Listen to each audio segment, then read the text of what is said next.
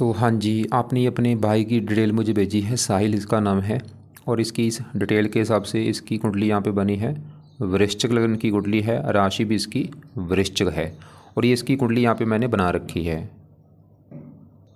आपने इसके देखो जी जो सवाल लिख के जो भेजे हैं, आपने एक तो बोला है इसका विवाह का सुख कैसा रहेगा, और इसके सरकारी नौकरी का योग है या नहीं, और आगे भी फ्यूचर कैसा है, कुंडली कैसी है, कौन से उपाय करने हैं। तो पूरा आपको मैं विस्तार में समझाऊंगा। और आपने मेरे से कुछ दिन पहले अपनी भी कुंडली बनाई है, और आपको मैंने बताया होगा कि कुंडली में 12 ग्रह होते हैं। और वो 12 ग्रह यहाँ पे देखो जी मैंने दोबारा लिख रखे हैं, एक और मैं रिपीट कर देता हूँ।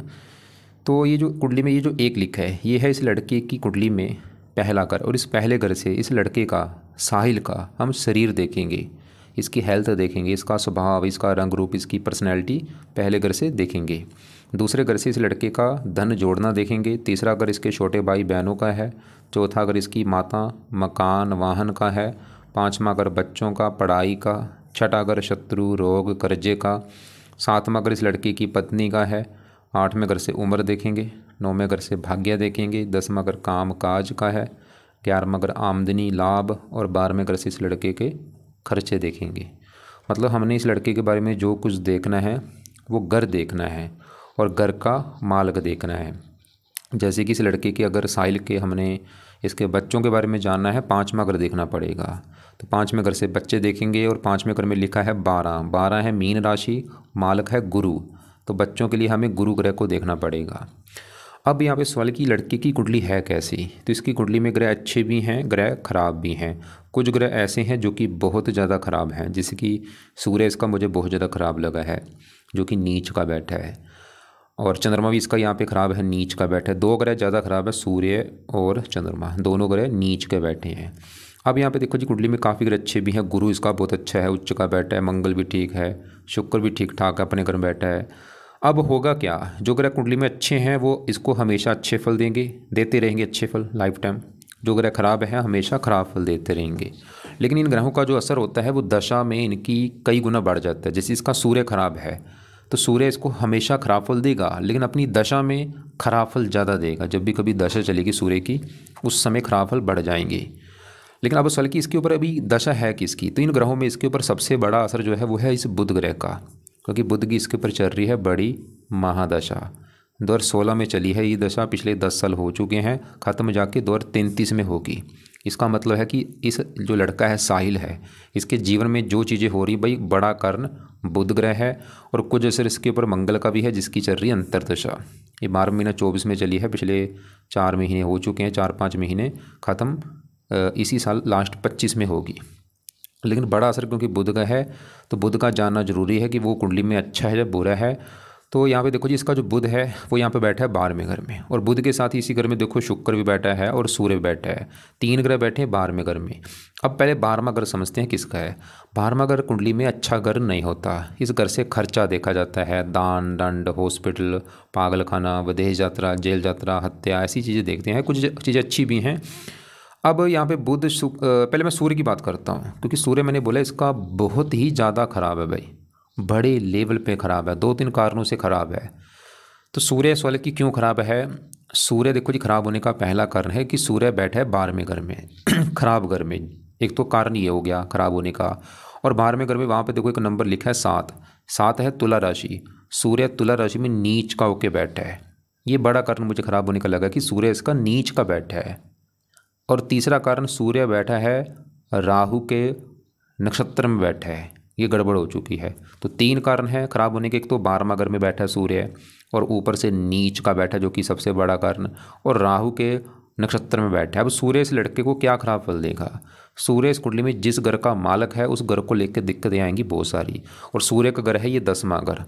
ये जो 10वां घर है इस घर का मालिक सूर्य है, क्योंकि 10वें घर में देखो नंबर लिखा है 5 लिखा हुआ है। 5 है सिंह राशि, मालिक है सूर्य। अब 10वां घर इस लड़के के काम काज का घर है। ये जो लड़का सोहिल जो काम काज करेगा, चाहे वो नौकरी है चाहे बिजनेस है भाई, 10वां घर देखा जाएगा। 10वां घर इस लड़के के पिता का भी है। 10वें घर से सरकारी नौकरी देखेंगे। 10वें घर से इसकी मान प्रतिष्ठा देखेंगे। अब 10वें घर का मालिक जो सूर्य है वो नीच का बैठा है, तो सूर्य 10वें घर को लेकर दिक्कतें पैदा करेगा। 10वां घर काम काज का, सूर्य इस लड़के को काम काज का सुख मिलने नहीं देगा। इसके काम काज में हजारों दिक्कतें लगी रहेंगी। या तो बार बार नौकरी मतलब इसको बार बार नौकरी छोड़नी पड़ेगी, या नौकरी में तरक्की नहीं होगी, या सही ढंग से कोई नौकरी लगेगी नहीं। अगर कोई खुद का बिजनेस कर लिया उसमें भी दिक्कत आएगी इसको। तो सूर्य की सबसे बड़ी दिक्कत इसके काम काज में देगा, ये जो इसका जो भी काम काज होगा भाई उसमें दिक्कत आएगी बहुत सारी। 10वां अगर पिता का है, सूर्य इसको पिता को भी लिख के दिक्कतें पैदा कर देगा। या तो पिता से बनती नहीं, या पिता बीमार होता है, या पिता की उम्र कम होती है, या पिता की सपोर्ट नहीं मिलती, या पिता को कोई कष्ट होता है। 10वां अगर सरकारी नौकरी का है, इसको सरकारी नौकरी मिलेगी नहीं। 10वां अगर मान प्रतिष्ठा का, इसको मानहानि भी करेगा सूर्य, खासकर अपनी दशा में। अभी ये जो सूर्य के मैंने बुरे फल बोले हैं, ये आज भी बुरे फल दे रहा है, कल भी बुरे फल दे रहा था, लेकिन दशा में बुरे फल कई गुना बढ़ जाएंगे इसके। और सूर्य 12वें घर में बैठ के और भी दिक्कतें पैदा करता है। 12वां अगर जैसे खर्चे का है, फजूल के खर्चे बढ़ाता है, आंखों में कष्ट होना, सरकार से कई बार दंड भी दिलाता है। दंड जैसे कोई छोटा दंड या बड़ा दंड, जैसे छोटा दंड गाड़ी का चालान हो जाना, कई बार बड़ा दंड भी मिल जाता है, जैसे कि जेल यात्रा हो जाना, या कोई और कोर्ट के जरिए चक्कर लगाने पड़ते हैं। राइट आंख में दिक्कत देता है, मतलब सूर्य इसका काफ़ी ख़राब है। लेकिन इस लड़के के लिए एक अच्छी बात यहाँ पे निकल के आई है। वो अच्छी बात क्या है? सूर्य पहले क्यों खराब था? क्योंकि सूर्य नीच का बैठे, इसकी वजह से खराब है। लेकिन अच्छी बात क्या है कि सूर्य के साथ इसी घर में जो शुक्र बैठा है, ये जो 7 है, ये शुक्र का अपना घर है।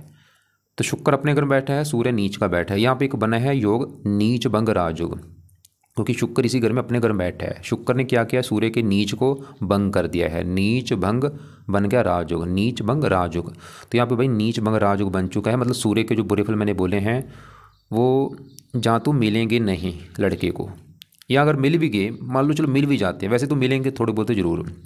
अगर मिल भी जाते हैं बुरे फल, मिलेंगे थोड़े से। मतलब जो बुरे फल इतने थे, ज़्यादा बुरे फल थे, वो मिलेंगे कम मात्रा में। लेकिन फिर भी हमने रिस्क नहीं लेना हमने भाई। तो इस लड़के को मैं बोलूँगा भाई सूर्य के पास जरूर करो आप, क्योंकि यहाँ पे चलो हमने दिख रहा है हमें कि नीच भंग राजयोग क्या प्रूफ है कि वो बिल्कुल नीच भंग राजयोग लागू हो रहा है। एक प्रैक्टिकल भी है। ये जो सोहेल है ये देख ले, अगर इसको लग रहा है कि हाँ भाई पिता का सुख बहुत अच्छा है, भाई पिता की अच्छी पिता का साथ अच्छा मिलता है, पिता से कोई लड़ाई झगड़े नहीं होते, सूर्य अच्छे फल दे रहा है। अगर इसको सरकारी नौकरी लग चुकी है, सूर्य अच्छे फल दे रहा है। अगर इसको समाज में मान प्रतिष्ठा अच्छी मिलती है, सूर्य अच्छे फल दे रहा है। अगर इसको काम का जगह सुख अच्छा है, सूर्य अच्छे फल दे रहा है। लेकिन अगर ये चीज़ों में दिक्कतें आ रही हैं, कोई मतलब पिता को सुख नहीं है, कोई सरकारी नौकरी नहीं लग रही, कोई मान प्रतिष्ठा नहीं है समाज में, बुरे फल दे रहा है भाई। करना क्या है सूर्य को, कैसे सही करना है? तो सूर्य के जो पाए हैं, पहला पाए सूर्य को ये लड़का जल दिया करे। दूसरा पाए सूर्य का दान करना है संडे को। तीसरा पाए बेस्ट है सूर्य कवच का पाठ पढ़ा करे सुबह के टाइम, या इसको सुनना है या पढ़ना है। चौथा पाए सूर्य आदित्य हृदय स्रोत के पाठ पढ़ा करे। तो यहाँ पे देखो जी मैंने 4 पाए लिखे हैं। जल सूर्य को रोजाना देना है, दान संडे को करना है, कवच का पाठ रोजाना पढ़ना है या सुनना है सुबह के टाइम, और सूर्य आदित्य हृदय स्रोत के पाठ को भी पढ़ना है या सुनना है सुबह के टाइम रोजाना। तो 4 पाए अगर करता है सूर्य बिल्कुल अच्छा हो जाएगा। लाल कपड़े कम यूज़ किया करे, खासकर संडे को लाल कपड़े मत पहना करे। अब इसी घर में बुध की अभी बात करनी, जिसकी है बड़ी दशा, उसका जानना जरूरी कि भाई बुध कैसा है। अब बुध भी देखो जी इसी घर में बैठा है 12वें घर में, जो कि मैंने बोला ये घर अच्छा नहीं भाई, 12वां घर खराब घर है जहाँ बुध आके बैठा है। अब है तो 12वां घर, लेकिन बुध यहाँ पे जो 7 लिखा है शुक्र घर में बैठा है, और शुक्र को बुध जो है अपना दोस्त मानता है। ये यहाँ पे चलो एक अच्छी बात है कि बुध अपने दोस्त शुक्र घर में आके बैठा है। और बुध इस कुंडली में 2 घरों का मालक। अगर आप मेरे से पूछें कि बुध अच्छा है बुरा है, मैं बोलूँगा बुध इसको लड़के को रले मिले फल देगा, अच्छे फल भी देगा बुरे फल भी। बुध है तो खराब घर है, लेकिन ये यहाँ पे दोस्त का घर में बैठा है। और बुध इस कुंडली में जैसे मैंने बोला 2 घरों का मालक है, वो 2 घर हैं। एक तो बुध का घर है ये 8वां घर। 8वें घर में 3 लिखा है मिथुन राशि मालक बुध। यहाँ पे देखो जी कि योग बना है, जब भी त्रिकभाव का स्वामी 8वें घर का स्वामी 12वें घर में बैठा हो तो एक योग बनता है। सरल नामक विपरीत राज को यहाँ पे बना हुआ है, त्रिकभाव को स्वामी त्रिकभाव बैठा है। लेकिन बुध इस 11वें घर का भी मालक है। 11वां घर है आमदनी का घर, ये लड़के की जो आमदन कितनी होगी। 11वां घर लाभ का भी है, कामों में लाभ होगा जो नहीं। 11वां घर इच्छा पूर्ति का, बड़े भाई बहनों का। तो 11वें घर में जो 6 लिखा है मालक बुध देखना पड़ेगा, और वो कहाँ बैठा है 12वें घर में खर्च के घर में। मतलब बुध जो अभी बुध बुरे फल देगा, बुध 12वां खर्चे का, इसके लड़के खर्चे बढ़ाएगा। और आमदनी खर्चे, मतलब इसकी आमदनी कम करेगा, खर्चे ज़्यादा बढ़ेंगे। इसकी आमदनी तो कम होगी, खर्चे ज़्यादा होंगे। बुध ये दिखा रहा है। लाभ का मालक है, लाभ अंग योग भी बनेगा यहाँ पे। काम काज में प्रॉपर लाभ नहीं होगा इसको, जो इसका काम काज है प्रॉफिट मतलब पूरी तरह से लाभ उसमें नहीं होगा, प्रमोशन नहीं होगा, तरक्की नहीं होगी। लेकिन हाँ, बुध एक शर्त पे अच्छे फल देगा ज़्यादा, वो है ये, अगर शर्त लड़का इसकी बुध की पूरी करता है, वो है अगर ये अपने घर से दूर जाके काम करता है फिर इसको बुध अच्छे फल देगा। जिसकी जन्मभूमि आपने लिख रखी, जैसे आपने लिख रखा है, ये लिख रखा है बड्रक लिख रखा है उड़ीसा में, बड्राक, इससे ये दूर जाएगा ना तो भाई इसको ये बुध अच्छे फल देगा ज़्यादा। लेकिन बुध नहीं तो इसको आमदनी को लेकर दिक्कतें पैदा करता रहेगा, खर्चे बढ़ाता रहेगा, प्रॉपर लाभ नहीं होगा। और भी क्योंकि बुध यहाँ पे एक और नेगेटिव बात है, देखो एक तो बुध मैंने बोला है 12वें घर में, और एक इसका बुध अस्त भी है। एक सबसे नेगेटिव बात है कि बुध भी इसका जो है वो राहु के नक्षत्र में बैठा है, ये गड़बड़ हो चुकी है। तो बुध भी 12वां घर, राहु का नक्षत्र अस्त भी है और मार्केश भी है कुंडली में, मतलब इसको बुध के भी उपाय जरूरी हैं। और सबसे ज़्यादा मैं बोलूँगा उपाय अगर जरूरी है बुध के, क्योंकि इसके ऊपर आज अगर सबसे बड़ा असर है जीवन के ऊपर बुध का है। और बुध सही किया सबसे जो बड़ा फायदा होगा, इसकी जो काम काज है, इनकम है, कारोबार है, वो अच्छा होगा, इनकम बढ़ेगी, लाभ होंगे, नौकरी लगेगी। तो बुध के जो उपाय हैं वो क्या हैं, और कोशिश करे बुध के जो काम भी कर ले, अगर काम करना चाहता है बुध के जो काम है, जैसे कोई लिखने का काम हो, लेखन प्रकाशन पत्राचार, पढ़ाने का काम हो, टाइपिस्ट, सेल्समैन, हरे रंग से जुड़ा काम हो, कंप्यूटर से जुड़ा कोई काम हो, तो यहाँ पे बुध के जो उपाय हैं, पहला उपाय लड़का बुध का कम से कम एक माला मंत्र याप किया करे रोजाना।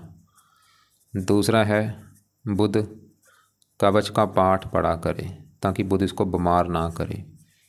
तीसरा है बुध स्रोत का पाठ पढ़ा करे। तो बुध का मंत्र जो है वो है ओम बुम बुद्धाय नमः, ओम बुम बुद्धाय नमः। रोजाना एक माला कब करना है, सुबह भी कर ले शाम को भी कर ले, दोनों टाइम कर ले, या सुबह कर ले खाली, बाकी इसकी मर्जी है, चाहे दोनों टाइम कर ले, सुबह शाम, या एक टाइम जरूर करे। और बुध कवच बुध स्रोत के पाठ भी सुबह शाम या एक टाइम जरूर पढ़ा करे, सुबह का टाइम।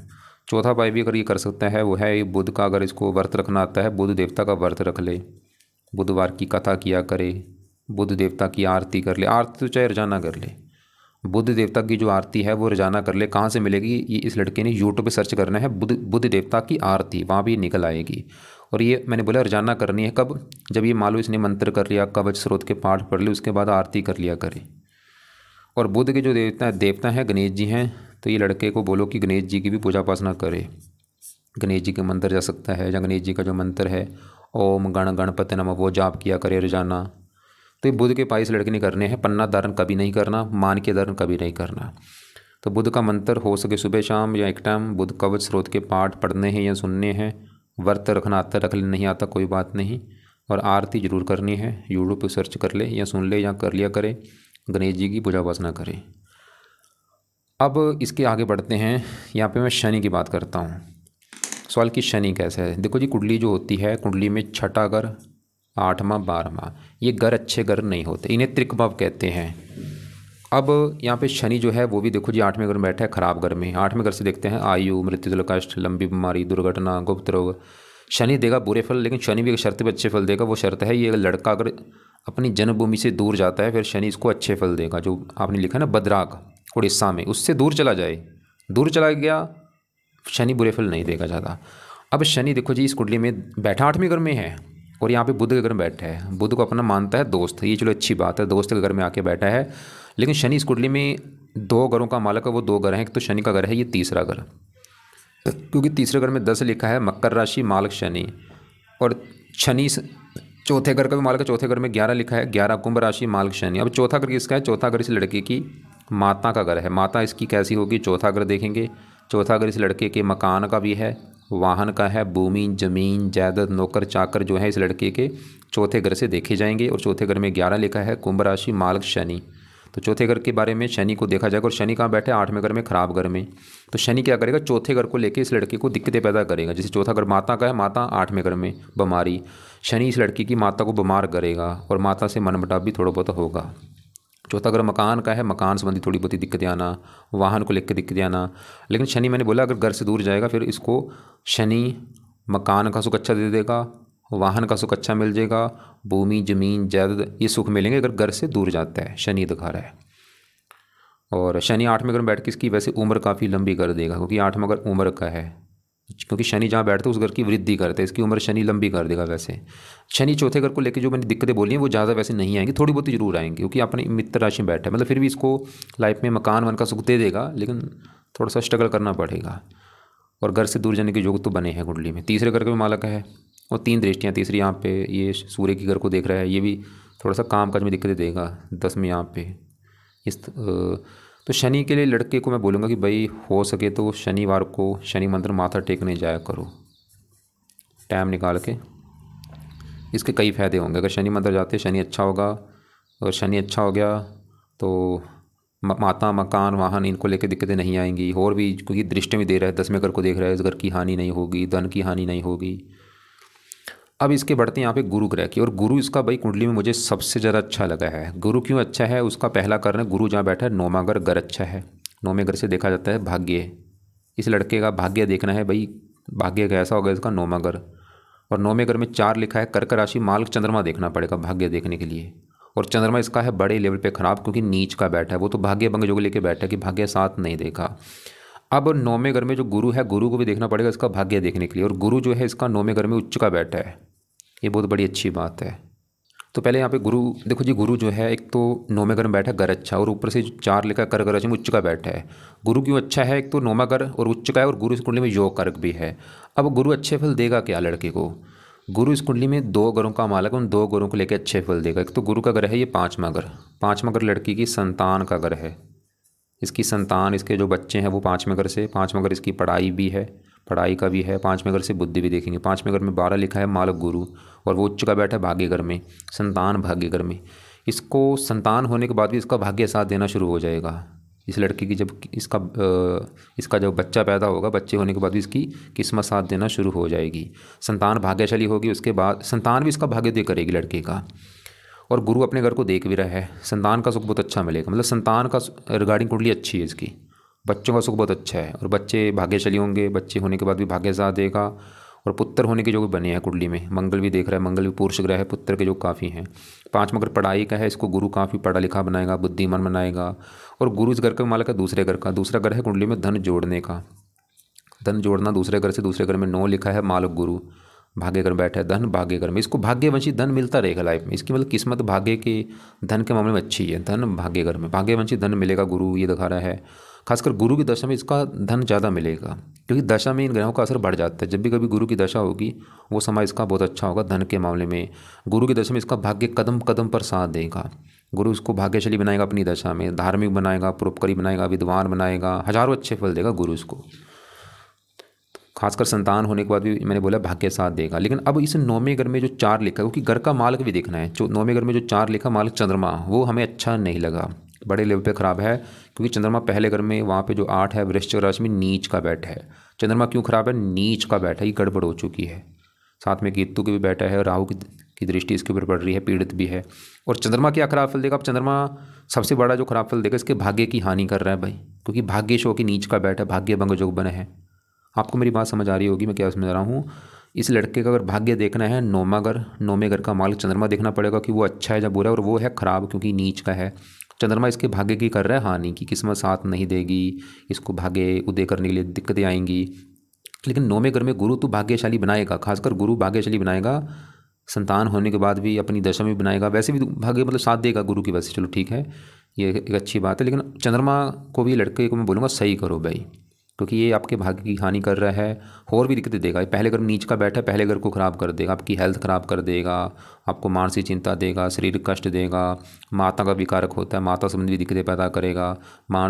खासकर मानसिक चिंता बहुत ज़्यादा देता है ये चंद्रमा नीच। और चंद्रमा की दशा में दिक्कतें बढ़ेंगी। इसकी दशा पहले आपको दिखा देता हूँ कब है चंद्रमा की। देखो जी, जैसे अभी बड़ी दशा इस लड़के के ऊपर है बुध की। चंद्रमा की दशा तो आगे चलेगी 66 में, या छोटी दशा देख लेते हैं कब है। छोटी दशा ही पीछे निकली है 23 से लेकर 24 तक। ये लड़का चाहे नोट कर भी लेगा, इसमें काफ़ी इसको दिक्कतें आई होंगी। और पीछे सूर्य की दशा में भी इसको काफ़ी दिक्कतें आई होंगी 22 से लेकर 23 तक, क्योंकि सूर्य इसका काफ़ी ख़राब है, नीच का, उसने दिक्कतें दी होंगी। और चंद्रमा की दशा में भी दिक्कतें आई होंगी। फिलहाल अभी जो मंगल की दशा ये इसका अच्छा है, 24 से लेकर जो 25 तक ये दशा है मंगल वाली, ये अच्छा है। लेकिन मंगल के बाद जो राहु की दशा आनी है, अभी इसकी भी बात करते हैं। राहु की जो दशा आएगी 25 में स्टार्ट होगी, 12 महीना 25 से, और ये 28 तक जो दशा है स्वल की। राहु इसका कैसा, अब राहु की बात करते हैं कि भाई वो कैसा है। तो राहु यहाँ पे बैठा है 7वें घर में।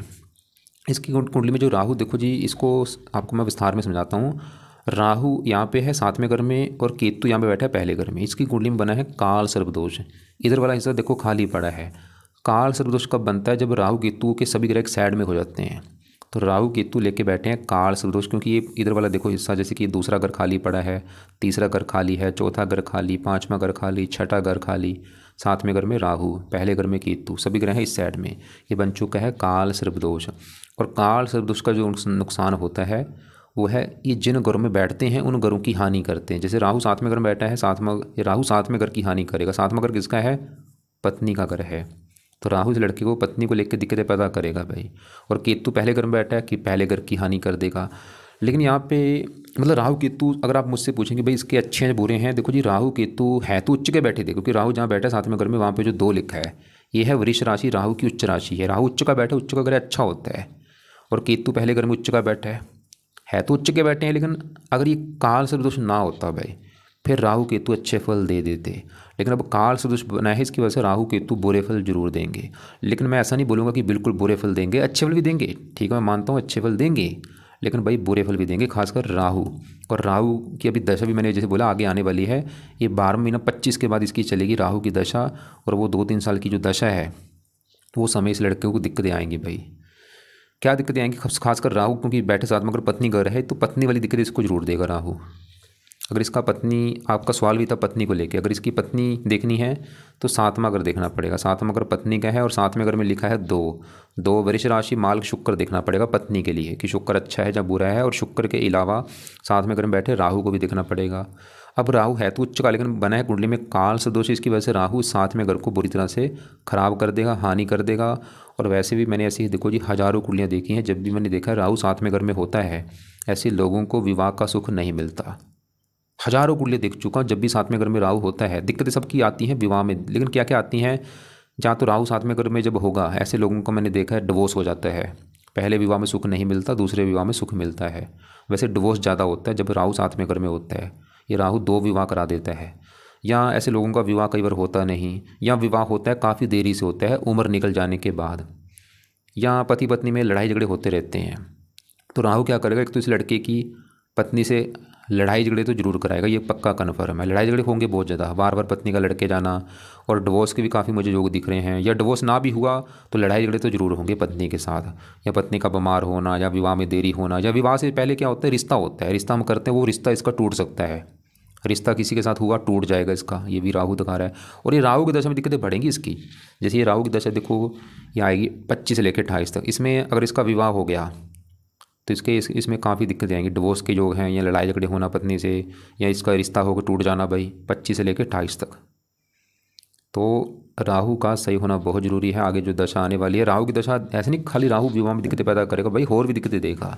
क्योंकि साथ में अगर डेली की इनकम का है, डेली की इनकम में दिक्कतें आना, साझेदारी के काम में नुकसान होना, दृष्टियाँ भी हैं 5वीं यहाँ पे, लगन को देख रहा है नीच राशि, हेल्थ ख़राब कर देगा राहु।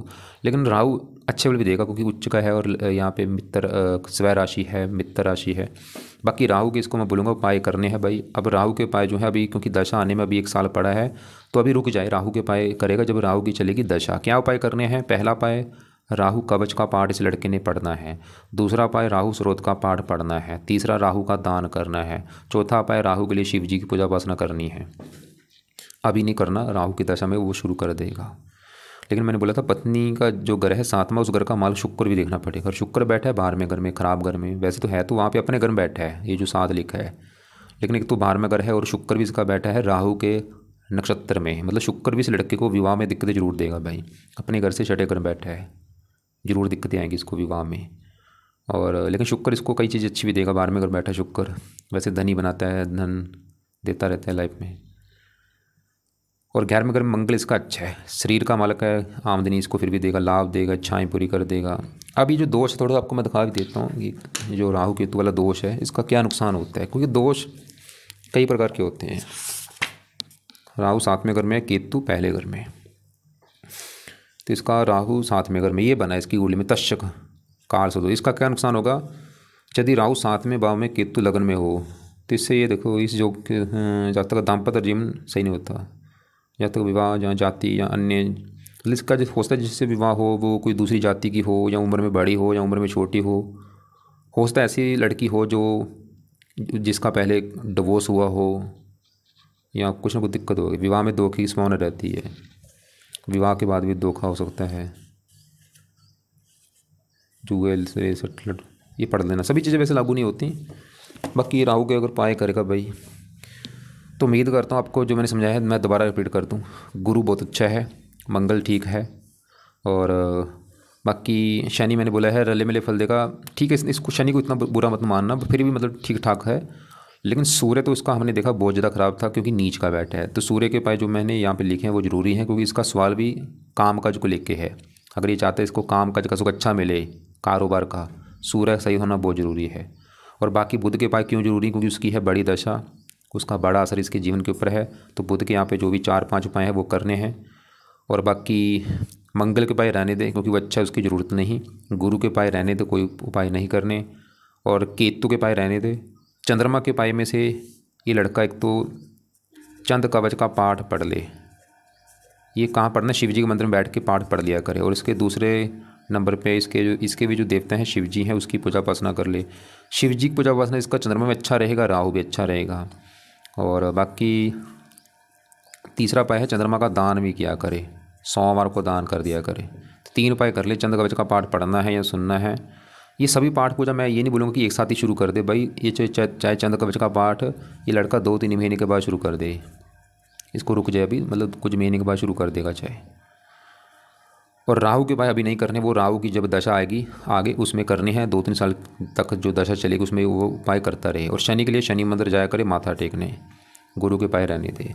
और सवाल कि शुक्र का उपाय अभी करना है या नहीं, तो रहने दे, क्योंकि यहाँ पे फिर उपाय ज़्यादा हो जाएंगे, छोड़ दो फिलहाल तो ये उपाय करे।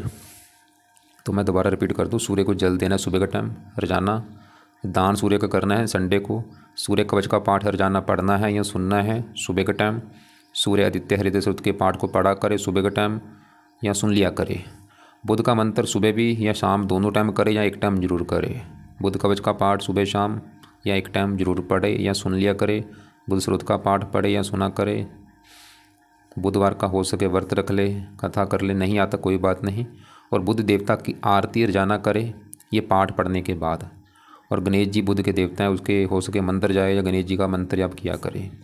और चंद कवच का पाठ पढ़ना है या सुनना है कब, ये चाहे शिव जी के मंदिर में बैठ के पढ़ ले या घर पे बैठ के पढ़ ले, सुबह का टाइम पढ़ ले। और चंद्रमा का दान करना है। दान इसको देखो जी, तो मैंने चंद्रमा का दान बोला है सोमवार को कर दिया करे। और सूर्य का दान संडे को करना है। गुरु का दान नहीं करना, मंगल का दान नहीं करना, शनि का दान रहने दे, केतु के लिए कुत्तों को रोटी डाल दे, राहु का दान करना है, राहु की दशा में अभी रचाए रहने दे। बाकी पूरी कुंडली में दिक्कत एक तो ये है कि इसकी एक तो भाई पत्नी वाली दिक्कतें जरूर आएंगी इस राहु की वजह से। लेकिन यहाँ पे भी डिसाइड होगा जिसके साथ इसका विवाह होता है वो कुंडली कैसी है। संतान का सुख अच्छा दिख रहा है कुंडली में। और काम काज में दिक्कत आने का कारण बड़ा 10वें घर का माल सूर्य नीच का है, 10वां घर जो काम काज का है। और आपने सरकारी नौकरी के बारे में पूछा था, भाई सरकारी नौकरी का योग तो बिल्कुल नहीं है इसकी कुंडली में। और घर से दूर जाने के काफ़ी योग हैं, और जितना घर से दूर जाके काम करेगा उतना इसको फ़ायदा होगा। रत्न की बात करूं, कौन सा दान कर सकता है, पीला पुखराज दान कर सकता है ये रत्न। गुरु का पीला पुखराज राइट हैंड की इस पहली उंगली में, जहाँ तो गोल्ड में या पित्तल में जड़वा के शुक्ल पक्ष के पहले गुरुवार को सुबह का टाइम धारण कर ले। सुबह 7:15 बजे या 8:15 बजे धारण करने से पहले कच्चे दूध में या गंगा जल में धो के इस रत्न को धारण कर लेना है। पीले कपड़े ज़्यादा पहन सकता है। बाकी आपको लग रहा है कि अभी भी कोई बात समझ नहीं लग रही, कुछ पूछना है भाई, आप मुझे कॉल करके पूछ लेना।